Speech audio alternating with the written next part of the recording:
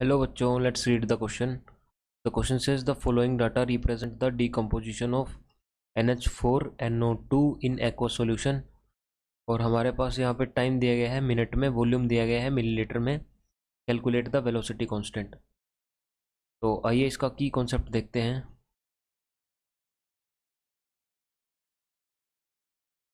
तो हमारे पास इसका की कॉन्सेप्ट होगा रेट कांस्टेंट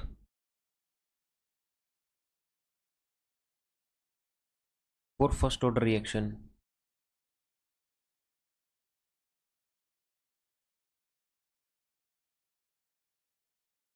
नाउ हमारे पास जो ये रिएक्शन दी गई है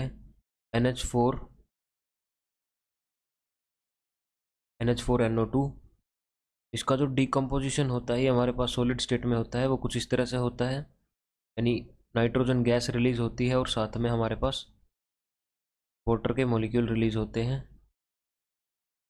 ओके, नाउ जो हमारी ये नाइट्रोजन का इवोल्यूशन है, ये फर्स्ट ऑर्डर, इसका जो डिकम्पोजिशन है, सॉरी, वो फर्स्ट ऑर्डर है, सेकंड ऑर्डर है या जीरो ऑर्डर है, उसको चेक करने के लिए हमें इन वैल्यूज़ को, जो हमारे पास रेट एक्सप्रेशन है फर्स्ट ऑर्डर के लिए, जीरो ऑर्डर के लिए, उनके अंदर इन वैल्यूज़ को पुट करके देखेंगे.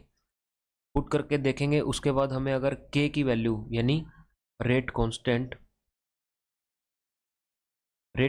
की वैल्यू हमें सेम मिलती है फॉर एनी 2 to 3 वैल्यूज़, तो इट मीन्स वो हमारी उसी ऑर्डर की रिएक्शन है. लेट से अगर हमने फर्स्ट ऑर्डर की रिएक्शन में, sorry, first order rate expression में इन वैल्यूज़ को पुट किया and we get the same K for 2 to 3 different values, तो हमारा वो फर्स्ट ऑर्डर रिएक्शन होगी. Now let us check it for the first order reaction. तो हमारे पास जो, लेट से एट टाइम टी, जब हमारी रिएक्शन स्टार्ट नहीं हुई थी, तो जो हमारी NH4NO2 की कंसंट्रेशन थी वो ए थी, यानी मैक्सिमम थी. उसके बाद एट टाइम टी हमारी ये कंसंट्रेशन A-X बच जाती है. तो यहाँ पे हम इन वैल्यूज़ को यहाँ पे पुट करके देखेंगे. तो जो हमें यहाँ पे इनफाइनाइट टाइम दिया गया है, इट मीन्स ये हमारी इनिशियल कंसंट्रेशन थी. इसको हम मान सकते हैं कि यहाँ पे ये पूरा डिकम्पोज हो चुका है. तो हमारे पास जो ए आएगा, that would be approximately equal to 33 point, और हम इसको N2 के टर्म्स में कैलकुलेट करेंगे. यानी हमारे पास मैक्सिमम N2 इतनी इवोल्व हो सकती थी. इट मीन्स इसके डायरेक्टली रिलेशन में हमारे पास उतना रिएक्टेंट रहा होगा. अगर सारा रिएक्टेंट डिकम्पोज हो गया तो हमें मैक्सिमम अमाउंट ऑफ N2 मिल गई, which is equal to 33.05 millilitre. Now let say हम इसको यूज़ कर लेते हैं सबसे पहले हमारी के की वैल्यू फाइंड आउट करने के लिए. तो हमारे पास जो टाइम है that is equal to 10 minute, और हमारे पास जो कंसंट्रेशन है N2 की, या फिर अमाउंट ऑफ N2 है, जो to be more precise,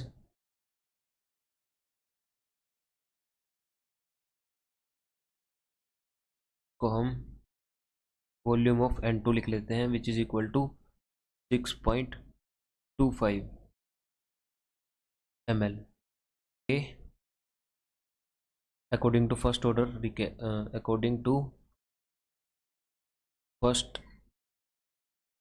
order rate law, we can say that K is equal to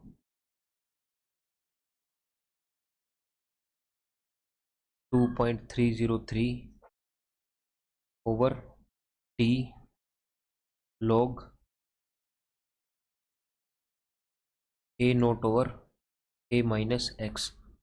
और सिंपली यहाँ पे हमने A की जगह पे, A नोट की जगह पे A लिखा है, तो हम यहाँ पे A भी लिख सकते हैं. अभी यहाँ पे हमें सिंपली वैल्यूज़ पुट करनी है. तो हमारे पास यहाँ पे हमें K की वैल्यू फाइंड आउट करनी है. तो 2.303 over T, that is 10 minutes. A is 33.05 and A-X is 33.05 minus 6.25. 0.25।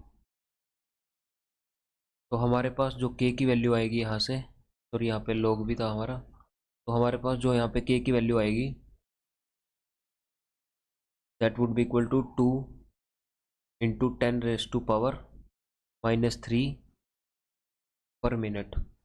अभी दूसरे उसके लिए हम फाइंड आउट करते हैं रिएक्शन मिक्सचर की जब कंपोजिशन अलग होगी। So when t is equal to 15 minutes हमें दिया गया है, तो हमारे पास जो यहाँ पे कंसंट्रेशन थी, यानी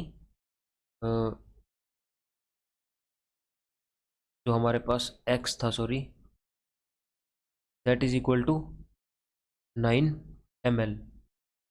तो यहाँ पे हम अगर वैल्यू पुट करते हैं तो यही एक्सप्रेशन रहेगा, k is equal to 2.303 over time हमारा 15 मिनट है, और लॉग यहाँ पे ए नोट और ए लिख सकते हैं हम 33.05 over 33.05 minus 9।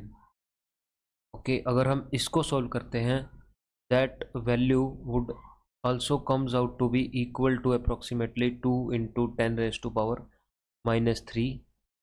per minute. Now this proves that this change of concentration is following the expression for first order। तो ये हमारे पास फर्स्ट ऑर्डर रिएक्शन होगा इसका डीकम्पोजिशन।